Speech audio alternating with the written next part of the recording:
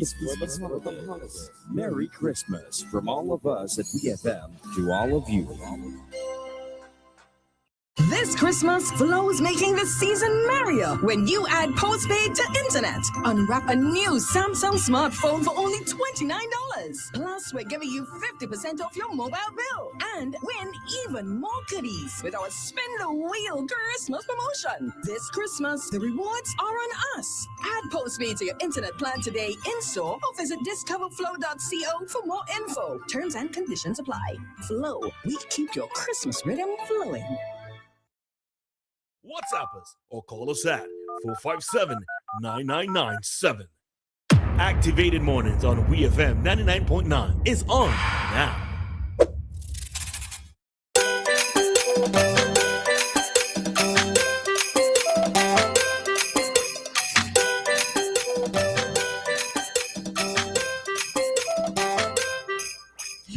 Alrighty, the time here in SVG, it is 9:08:21. Living in the present. For that I am. All right. So we are back with you for another segment of Activated Mornings program sponsored by Flo. Alrighty. So we're going to talk about what's happening in Trinidad and Tobago.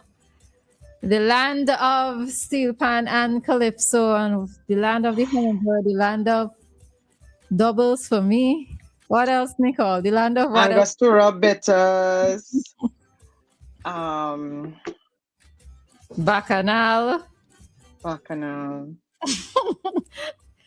All righty. So we're going to talk. So there's having certain developments happening in Trinidad and Tobago, and I suppose one of them in particular might finally cause the rest of us in the Caribbean to take stock of what is happening. So, Nicole, over to you.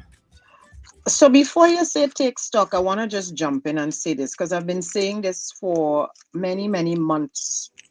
I'm saying this particularly to people who have non-communicable diseases and health challenges to get at least 90 days supply of essential medication. It might be for a child, it might be for an adult, it might be to encourage your neighbor or your friend. And I just had to say it because I just shared it again on social media because it's something that I really believe is important to do. You could probably go and get some food from your neighbor if we come to crisis levels, but your medication is important. So I just want to make that a public service announcement. What is happening? We have little or limited information on the ground in Trinidad and Tobago as citizens.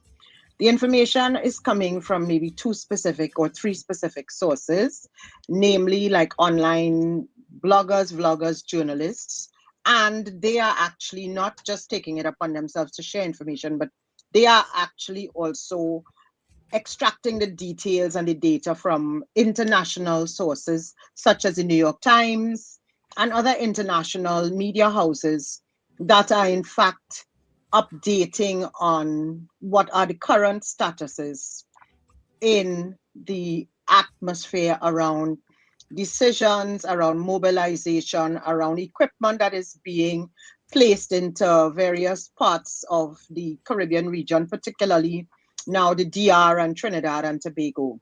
Of course, you would know of the radar system that is in Scarborough in Tobago, in Crown Point, sorry. What's wrong with my geography this morning? And we also updated particularly on a daily basis in terms of aircraft that people are hearing flying across, flying in the region, flying in the vicinity of their homes. The airport, Piarco International Airport, is now actually authorized to have some of the military aircrafts landing. Of course, that can disrupt travel and safety and all the other things in the aviation world.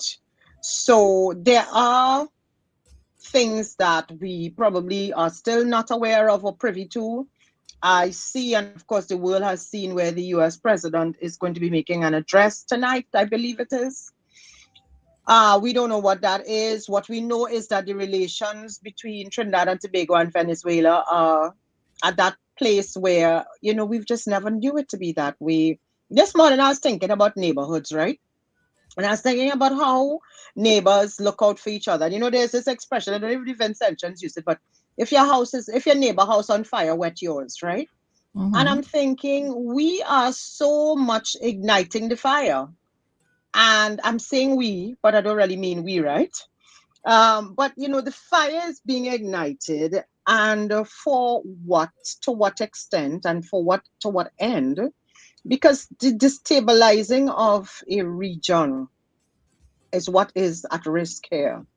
Tourism, as you said, and so many other things, but supply chain is the biggest thing. And supply chain, when medication goes short, is going to contribute to more degeneration in health. It's going to put a burden on the healthcare system. It's going to put a burden on the economy. It's going to traumatize people. It's going to cause other issues. What I have kept saying, and this is really just all of these views are personal, okay? A lot of times when we look at what happens in the Caribbean, it's always only been the weather. It's always only, and I'm saying only, and I'm not trivializing, but it's been climate, and it's been issues and episodes of hurricanes, storms, earthquakes, natural disasters. We've never had at our hands a human-driven disaster that is potentially so very unpredictable because we don't know what's going to happen. We do not know what the outcomes are going to be. Outside human disaster. And it's not exactly, and it's not just it's not just a human disaster or potential, but it's external and it's beyond our control. And we also have no information. And of course, with so many other players coming into the sphere, we also have other risks involved. And are we thinking? Are we seeing that? Are we really being very critical thinking minds and citizens and people?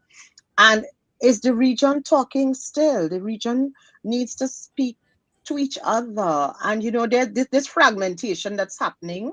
You can feel it. And thankfully, it's only happening at, well, I'm saying thankfully, and I don't mean it, right? But it's not happening at the citizenry level where, you know, we're gonna start hurling things at each other and saying, you know, Trinbagonians have done this or that. But at the end of the day, we have to take responsibility for whatever happens as a result of this, whatever fallout happens, be it relational, be it physical, be it social. Yeah, I think what is interesting, so apart from the airports being used by the US, another interesting development was that they're ending their natural gas contract. Venezuela, that is ending their natural gas contracts with TnT. And I'm reading this from St. Vincent Times. So the Venezuelan government has issued a statement denouncing the direct participation of government of Trinidad and Tobago in collusion with the U.S. administration, calling it an act of piracy that resulted in the theft of Venezuelan oil. No, for persons who may not know, a vessel from Venezuela was seized by the U.S. Was it last week? I think it might have been last week. It was last week, yeah. Right? So the Venezuelan president in a statement said, in immediate response to this escalation of hostilities and serious aggressions, Venezuelan President Nicolas Maduro has made the decision to immediately terminate any existing contract, agreement, or negotiation for the supply of natural gas to TnT. And the reason why it is that I'm saying that maybe no, the rest of us in the region have to take stock is, well, first off, I want to know what impact. Is this going to be a significant impact on the supply of gas to Trinidad and Tobago? And what are the spill-off effects, not just for Trinidad and Tobago, but it's also going to affect the region? Because one of the things is that Trinidad and Tobago has been a hub for manufacturing because of the low cost of energy consumption in terms of having that gas, right?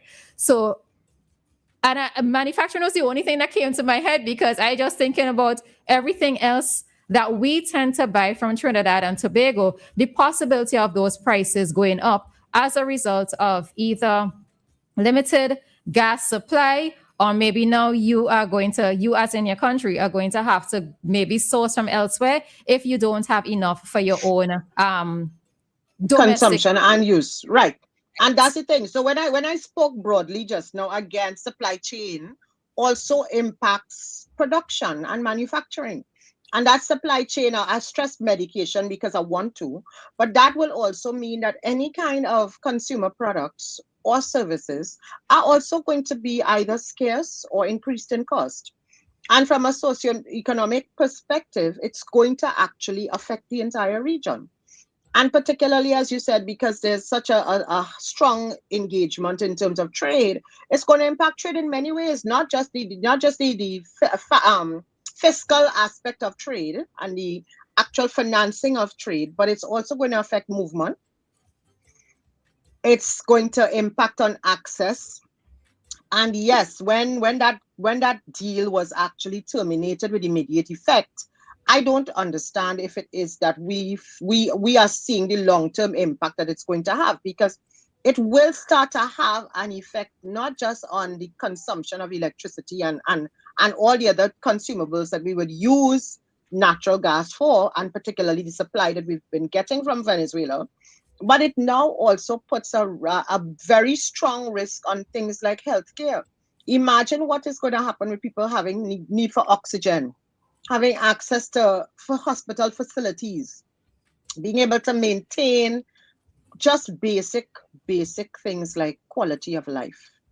So beyond the bigger picture of the trade and all of those things, I've been emphasizing, especially to people who might be in a situation where they're either hypertensive, diabetic, on medication. Can you imagine what's going to happen to people who are on dialysis? I mean, I'm thinking long-term and worst-case scenario.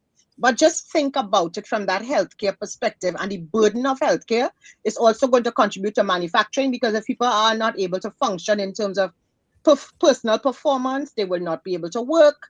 Can you imagine the socio-economic dilemma that this region is going to be in? One that we've never had to deal with collectively. We didn't even have even though we thought the pandemic was bad, worst case scenario, this is something that is way out of control if we have to think about it in terms of just preservation of human care and dignity and lives and mental health, because people are also overthinking. A lot of people are anxious. Right. I was kind of curious into, especially with this last part. What has the response been like? Well, on social media, well, like, I'm not sure if you're directly on the ground in that way, but on social media, what have persons been saying? Are Trinis going to be up in arms? Is this enough to push them maybe over the edge? What would it take, actually? I don't know if you remember what Trevor Noah said about Trinis. Trevor Noah, I think it might have been about 3 or 4 years ago, he had a video that insisted that Trinidadians, Trinbagonians would not be good at going to war. And I'll tell you this, we are not the people who challenge the status quo. It has not been our culture.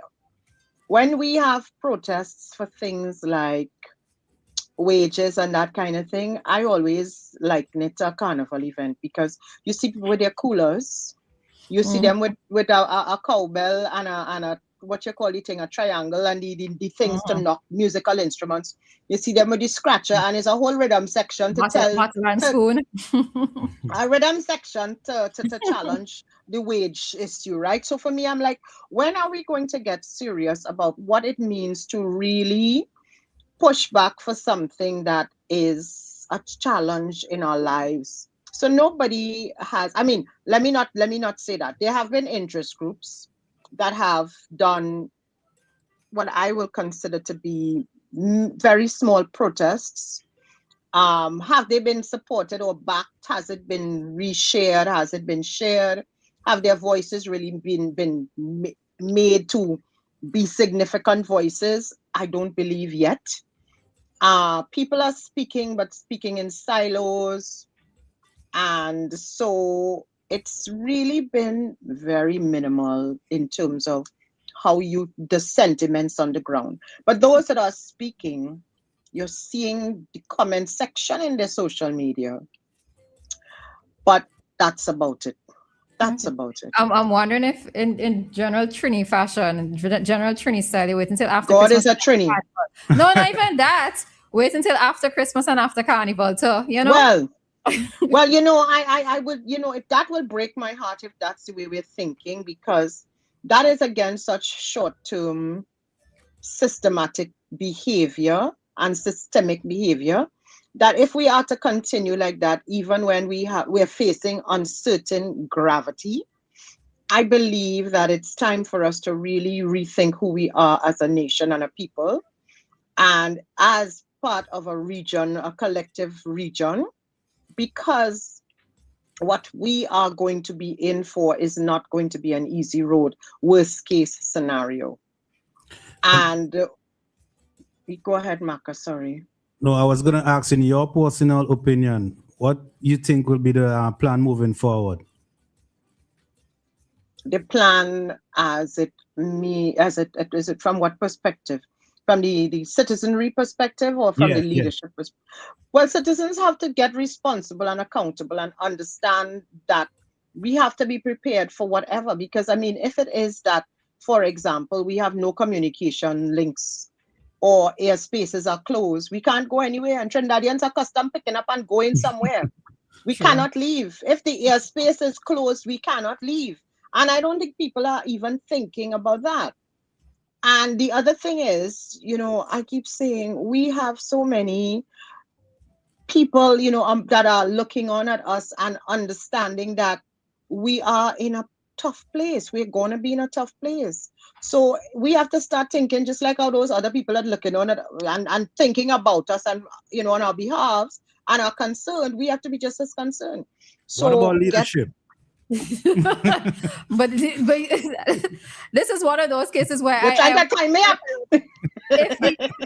if the voice of the leader is the same as the voice of the citizens, but I don't want to think so. I'm not thinking so in this case, but it's not. But if I'm not hearing anything coming we're out not from hearing the the leader ground, voice, so we don't know, and that's the thing. I mean, we are hearing little snippets. So, like our Minister of Foreign Affairs has made a few statements. We've gotten a few sound bites, but again, putting it all together to say this is what the nation is going to be facing for the next week or days, or we are not in that place where we're getting any data that is going to be delivered from the voice of our leaders. We're getting little bits. I mean, and that's me. As I said, this is all personal, because I'm not seeing it anywhere else, and maybe somebody can point me to it today.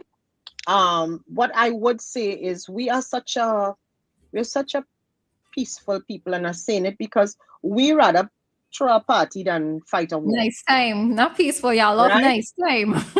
And I don't believe that we are in any place for a crisis.